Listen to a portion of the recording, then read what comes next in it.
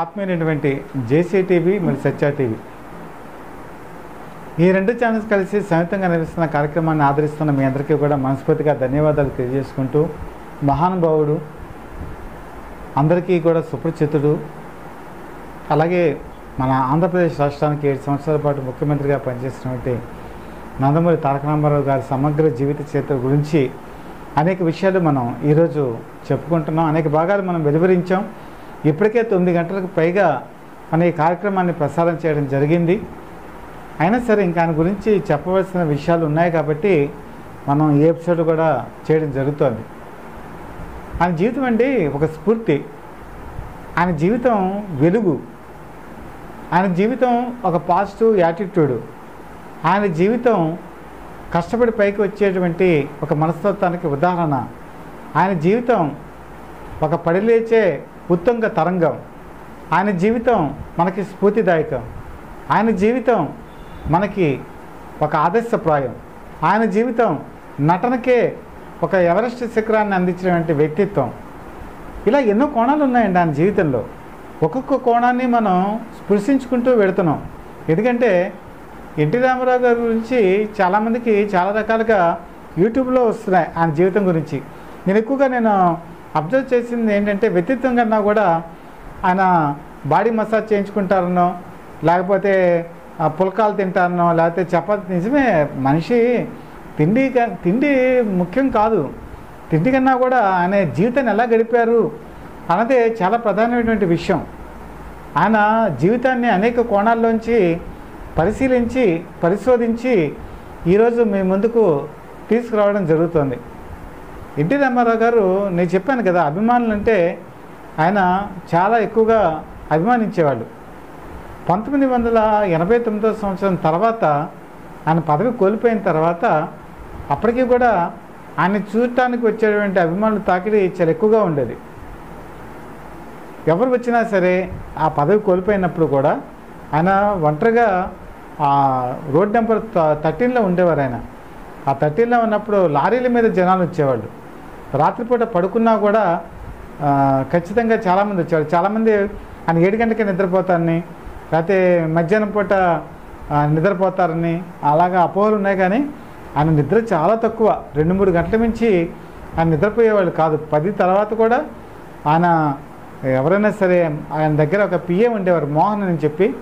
10 గంటల తర్వాత ఎవరైనా సరే జనాలు వస్తే ఆయన దగ్గరికి వెళ్ళి చెప్పేవారు, ఏమంటే ఇలా జనాలు వచ్చారంటే ఆయన వెంటనే షర్ట్ వేసుకొని వచ్చి ఒక మైక్ తీసుకొని, ఎప్పుడు ఆయన దగ్గర మైక్ ఉండేది, ఆ మైక్ తీసుకొని వాళ్ళని ప్రసంగించి వాళ్ళ ఫోటోలు కూడా తీయించేవాళ్ళు. కొన్ని స్టూడియో వాళ్ళు అక్కడికి వచ్చి ఉండేవాళ్ళు కెమెరామెన్లతో. సత్యం స్టూడియోస్ మెయిన్ ప్రధానమైనటువంటి సత్యం స్టూడియోస్ కూడా అక్కడే వాళ్ళు వచ్చేవాళ్ళు.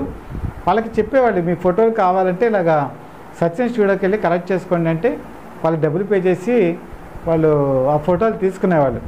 ఒకవేళ కనుక ఆ టైంలో కనుక వెళ్ళిపోయినట్టయితే వాళ్ళ పిహెచ్ అయితే ఫోటోలు తీయించి కడిగించి అభిమానులకు ఇచ్చేవాళ్ళు. అంటే ఆయన నిబద్ధత అలా ఉండేది. రాత్రి 10 తర్వాత తను ఎవరైనా చూడటానికి వస్తే నిద్ర కూడా మానుకొని వాళ్ళతో మాట్లాడి ఫోటోలు దిగటం అనేది ఆ వయసులో ఎవరు కూడా చేయరు. ప్రతి రాజకీయ నాయకుడు కూడా ఒక ప్రైవసీ ఉంటుంది, ఒక టైం ఉంటుంది. కానీ ఆయనకి టైంకి ఎల్లలు లేవు. ఎప్పుడు ఎవరు వచ్చినా కూడా వాళ్ళని ఆదరించడం అనేది ఆయనకి చిన్నప్పటి నుంచి కూడా వచ్చినటువంటి ఒక మనస్తత్వం. ఇక సినిమాలోకి వచ్చేప్పటికి సినిమా విషయాలు మనం అనేకమైనటువంటివి ప్రస్తావించుకున్నప్పుడు ప్రధానంగా ఆయన ఎదుర్కొన్నటువంటి సమస్యలు 2. ఒకటి హీరోయిన్ల కొరత చెప్పుకున్నాం, తర్వాత విలన్ల కొరత. పాతాళ భైరవిలో ఎస్వి రంగారావు ప్రధానమైనటువంటి విలను. ఎక్కువగా కొంత వైరం ఉండేది ఎస్వి రంగారావుకిను ఎన్టీ రామారావుకి. ఆ వైరం ఏంటంటే అది వ్యక్తిగత వైరం కాదు, నటన పరంగా ఇద్దరు పోటీ పడేవాళ్ళు. ఒకళ్ళ నటన మించి ఒకళ్ళు చేద్దామన్నటువంటి తాపత్రయం ఇద్దరిలోనే ఉండేది. కాబట్టి ఆ నటన పరంగా ఒక పోటీ అనేది వాళ్ళిద్దరి మధ్య ఉండేది. తర్వాత రాజనాల అప్పటికి మంచి విలన్గా వెలుగొందుతున్నాడు. రాజనాల తగ్గిన తర్వాత సత్యనారాయణ ఎంకరేజ్ చేశారు. సత్యనారాయణ ఎక్కువగా ఎన్టీ రామారావు సినిమాల్లో విలన్గా నటించేవాళ్ళు. సో ఈ క్రమంలో పాండవ వనవాసం అనేటువంటి సినిమా షూటింగ్ జరుగుతుంది. ఈ పాండవ వనవాసంలో దుర్యోధనుడేమో ఎస్వి రంగారావు, భీముడేమో ఎన్టీ రామారావు. సరే, జూదం అయిపోయింది, రాజ్యం కోల్పోయారు, ద్రౌపది వస్త్రాపహరణం జరిగింది. అందులో సావిత్రి ద్రౌపది క్యారెక్టర్ అయిపోయింది. అయిపోయిన తర్వాత ఒక పద్యం పాడతాడు ఎన్టీ రామారావు. నీ తొడలు కొట్టి పడగొడతా అన్నటువంటి భావంతో పద్యం పాడతాడు. యాక్చువల్గా రిహార్సల్స్లో ఏంటంటే ఆ రిహార్సల్స్ తర్వాత వేరే డైలాగ్ ఉంది, కానీ స్పాంటేనియస్గా ఏం చేశాడంటే ఎస్వి రంగారావు, హా బానిసలకు ఇంత అహంకారమా అని పెదవి ఇలా విరుస్తాడు. అది యాక్చువల్గా ముందు రిహార్సల్స్లో లేదు. అది లేకపోయేటప్పటికీ ఎన్టీ రామారావు స్టన్ అయిపోయాడు. ఎందుకంటే ఆ ఒక్క మాటతో ఎన్టీ రామారావు అంతసేపు పాడినటువంటి పద్యం దాని వాల్యూ పోతుందన్నమాట. అంటే ఒక్క మాటతో ఆ డైలాగ్తో ఆయన నటించిన నటనంతా పోతుంది. యాక్చువల్గా సినిమా స్క్రీన్ మీద కనుక చూస్తే వెంటనే ఆయన అబ్జెక్ట్ చేశాడు. ఆయన ఇది యాక్చువల్గా రిహార్సల్స్లో లేదు కదా, ఇది ఎలాగంటే మొత్తానికి దర్శకులు వాళ్ళు ఏమన్నారంటే స్పాంటేనియస్గా మన నటనని మెరుగుదిద్దుకోవడానికి ఏది చేసినా కూడా పర్వాలేదు అని ఎస్వి రంగారావుని సపోర్ట్ చేశారు. అందులో అప్పట్లో కో డైరెక్టర్గా కె రాఘవేంద్రరావు గారు కూడా పాండవ వనవాసం సినిమాలోనే చేశారు ఆయన. సరే, ఈ గొడవ అటు ఇటు ఏమైందంటే చిలికి చిలికి గానవానైంది. Producer CSR Anjaneyulu. సరే, మొత్తానికి కొంతకాలం షూటింగ్ ఆగిపోయింది. షూటింగ్ ఆగిపోయిన తర్వాత మళ్ళీ ఎన్టీ రామారావు ఎప్పుడూ ఒకటే ఆలోచించేవాడు, ఎప్పుడు తన వల్ల నిర్మాతలకు కానీ లేకపోతే ఇంకోటికి కానీ ఎప్పుడూ నష్టం రాకుండా ఆయన చూసుకునేవాళ్ళు. కాంప్రమైజ్ అయ్యారు. ఆ సినిమా షూటింగ్ జరిగిపోయింది. కానీ అది వాళ్ళిద్దరి మధ్య ఒక అంతరంగాల్లో కానీ లేకపోతే మనసుల్లో కానీ అభిప్రాయాల్లో కానీ ఒక అగాధం అనేది ఏర్పడిపోయింది. అక్కడి నుంచి విలన్ క్యారెక్టర్స్ ఎక్కువగా సత్యనారాయణ చేసేవాళ్ళు. మీరు కనుక చూసుకుంటే సత్యనారాయణ ఎక్కువగా ఈ విలన్ వేషాలు వేసేవాడు. ఒకనొక సమయంలో సింహపురుడు 1978 సంవత్సరంలో ఈ సింహపురుడు సినిమా షూటింగ్ జరుగుతోంది. సింహపురుడులో యాక్చువల్గా ఏంటంటే సత్యనారాయణ విలను, ఎన్టీ రామారావుకి డి అంటే కొట్టే క్యారెక్టర్ విలన్ క్యారెక్టర్. ఆ తండ్రి కింద ఎవరిని బుక్ చేశారంటే గుమ్మడి గారిని బుక్ చేశారు. గుమ్మడి గారికి ఏంటంటే ప్రాబ్లము, అక్కడ 2 శిబిరాల కింద విడిపోయింది అప్పటికి మొత్తం చలనచిత్ర పరిశ్రమ. ఒకటి అక్కినేని నాగేశ్వరరావు శిబిరం, 2 ఎన్టీ రామారావు శిబిరం. ఆ శిబిరంలో నటించిన వాళ్ళు ఇక్కడ కనుక నటిస్తే వాళ్ళు యాక్సెప్ట్ చేసేవాడు కాదు. సో వాళ్ళు కనుక ఇక్కడ యాక్ట్ చేస్తే అక్కడ చేయడానికి వాళ్ళు యాక్సెప్ట్ చేసేవాళ్ళు కాదు. అక్కినేని నాగేశ్వరరావు అప్పటికే ఆయన హైదరాబాద్ వచ్చేసారు. ఆ టైంకి ఎన్టీ రామారావు కూడా హైదరాబాద్ రామకృష్ణ సినీ స్టూడియోస్ స్థాపించారు. ఆయన స్థాపించి దానివేల సూరకన్న 1977లోనే హైదరాబాద్లోనే తీశారు. కానీ కొంత అభిప్రాయ భేదాలు అయితే ఉన్నాయి. సరే, గుమ్మడి గారు ఒకటే చెప్పారు, నా ఆరోగ్యం బాగాలేదు, ఈ సినిమాకి నేను చేయలేనని చెప్పేసి ఆయన పక్కకి తప్పుకున్నారు. అప్పుడు ఎవరు చేయాలి తండ్రి క్యారెక్టర్ ఎవరు చేయాలంటే అప్పుడు సత్యనారాయణ ఏం చేశారంటే తండ్రి క్యారెక్టర్కి షిఫ్ట్ చేశారు. ఆ సినిమాలో తండ్రి క్యారెక్టర్ కూడా చాలా కీలకమైనటువంటి క్యారెక్టర్. మరి తండ్రి క్యారెక్టర్ కనుక ఆయన చేస్తే మరి విలన్ క్యారెక్టర్ ఎవరు చేయాలి? అప్పటికి ఎస్వి రంగారావు లేరు, సత్యనారాయణ ఆల్రెడీ ఈ పాత్ర చేస్తున్నారు, రాజనాలు అప్పటికి ఫేడ్ అవుట్, మోహన్ బాబు అప్పుడప్పుడే పైకి వస్తున్నాడు. వాళ్ళన్నీ వెతికారు. ఎన్ని వెతికినా కూడా ఈ విలన్ షార్టేజ్ అనేది తెలుగు సినిమా ఇండస్ట్రీకి ఇప్పటికీ ఉంది. అప్పుడు ఏం చేశారంటే ధైర్యంతో తెగువతో మోహన్ బాబుని తీసుకొచ్చి అక్కడ పెట్టారు. అక్కడ ప్రాబ్లం ఏంటంటే ఎన్టీ రామారావు షెడ్యూల్స్ ఎలా ఉంటాయంటే నెలకి 10 రోజులు ఆ సినిమాకి ఇచ్చినవి. 10 రోజులు అయిపోతే మళ్ళీ నెక్స్ట్ మంత్ 10th మళ్ళీ 10 days అంతే. ఎక్కువ టేకులు తినడానికి వీలు లేదు. రాఘవేంద్రరావులో మనసులో భయం, మరి ఎన్టీ రామారావుకి ధీటుగా మోహన్ బాబు నటించగలడా లేదా అని ఆయనకి డౌటు. సరే, మోహన్ బాబు ఫస్ట్ తడబాటు పడ్డాడు, కానీ ఎన్టీ రామారావుకి ధీటుగా నటించాడు. ఒక విధంగా చెప్పాలంటే మోహన్ బాబుకి టర్నింగ్ పాయింట్ అదే. స్వర్గం నరకంలో అతను నటించినా కూడా మోహన్ బాబుకి ఏమీ పెద్ద వేషాలు ఏమీ తొందరగా వచ్చేయలేదు. ఆయనకి సినిమా కష్టాలు పడ్డాడు. ఆ తర్వాత కేఎస్ఆర్ దాసు, అలాగే కృష్ణ గారి మేకప్ చీఫ్ మాధవరావు గారు, వీళ్ళు అనే భలే దొంగ సినిమాలో రికమెండ్ చేశారు విలన్ క్యారెక్టర్ కింద. అది టర్నింగ్ పాయింట్. ఇది చాలామంది ప్రేక్షకులకి తెలియదు, స్వర్గం నరకమే అనుకుంటారు. కానీ భలే దొంగ అనేది టర్నింగ్ పాయింట్. భలే దొంగ తర్వాత దొంగలకి దొంగ అనే సినిమా వచ్చింది. ఆ దొంగలకి దొంగలో కూడా కృష్ణకి తమ్ముడి కింద యాక్ట్ చేశాడు ఆయన.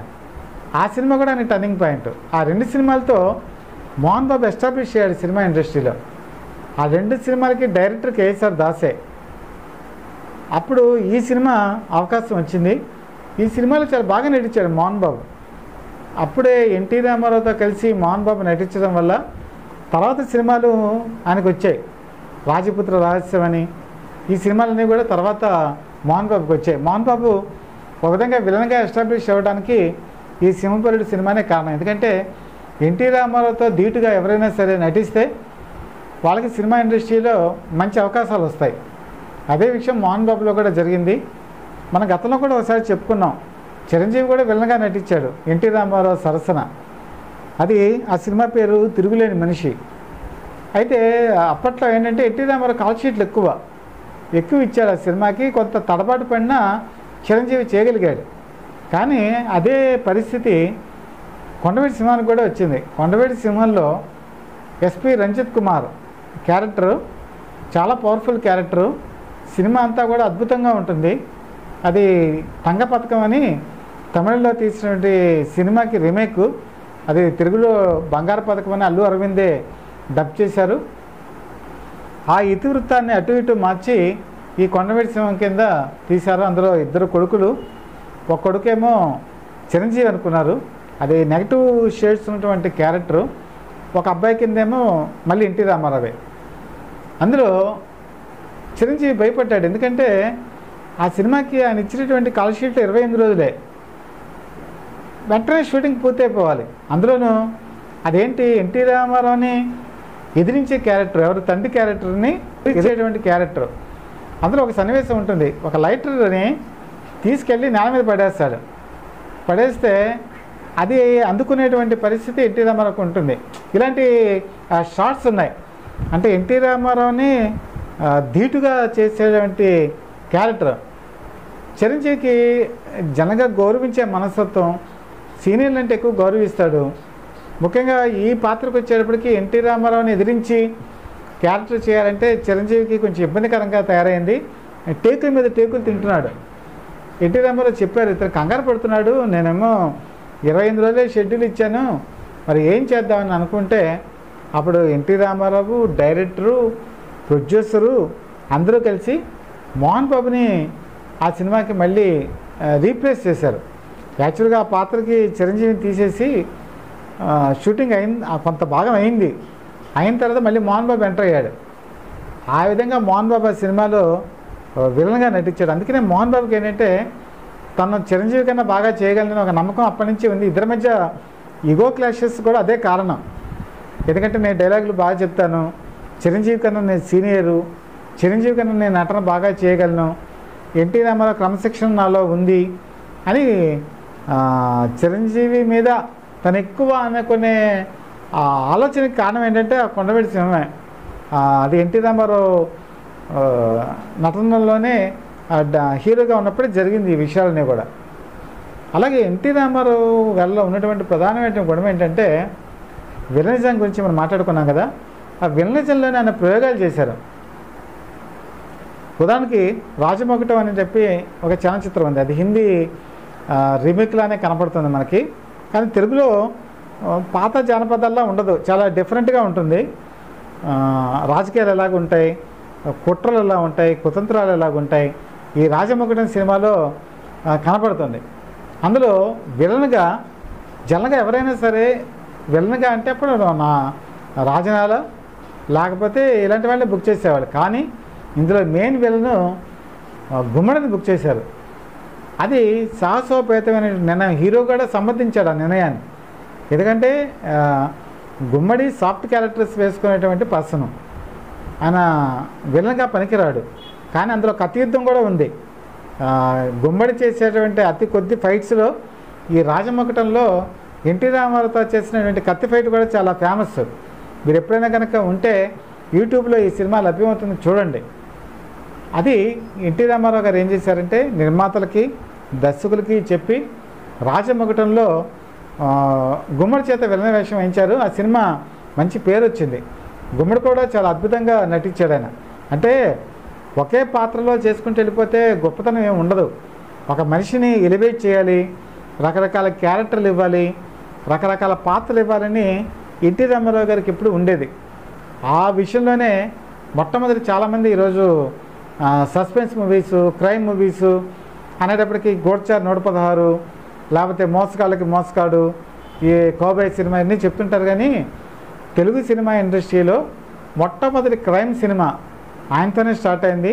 సిఐడి కొంతవరకు ఆ పోకడలు ఉన్న లక్షాధికారి సినిమా మాత్రం మన తెలుగు సినిమా చరిత్రలోనే ఫస్ట్ క్రైమ్ థ్రిల్లర్. అది ఎన్టీ రామారావు నటించారు. ఎన్టీ రామారావు ఆ సినిమాలో వి మధుసూదనరావు డైరెక్టరు. వి మధుసూదనరావు గారు ఏం చేశారంటే నాగభూషణాన్ని పెడదామని చెప్పి అనుకున్నారు. నాగభూషణం పెడితే ప్రాబ్లం ఏంటంటే నాగభూషణం ఆల్రెడీ విలన్ కింద అందరికీ తెలుసు. ఆ సినిమాలో అతను మంచి క్యారెక్టర్ వేసినా అతనే విలన్ అని చెప్పి పసిగట్టేస్తారు వాళ్ళు. అప్పుడు ఎన్టీ రామారావు మధుసూదనరావు గారితో చెప్పారు, ఇలా కాదు, ఈ సినిమాలో విలన్ చివరికి తెలుస్తాడు, మొట్టమొదటి తెలియడు. కాబట్టి మనం గుమ్మడిని పెట్టుకుందాం. గుమ్మడిని కనుక పెట్టుకుంటే గుమ్మడి సాఫ్ట్ పర్సన్, విలన్గా చివరికి తెలిసినా కూడా తలక్షలు ఎవరు గుర్తుపట్టలేరు. కాబట్టి మనం గుమ్మడిని పెట్టుకుందామని నచ్చ చెప్పి లక్షాధికారుల్లో గుమ్మడిని పెట్టుకున్నారు. గుమ్మడి మొట్టమొదటంతా సాఫ్ట్ క్యారెక్టరే, చివరికి అతనే ప్రధానమైన విలన్ అని తెలుస్తుంది. అదే సస్పెన్స్ ఆ సినిమాలో. ఆ ఎన్టీ రామారావు ఆలోచన నిజమైంది. నిజమయ్యి ఆ సినిమా లక్షాధికారి సూపర్ డూపర్ హిట్ అయింది, ప్రేక్షకుల మదిలో దోచింది.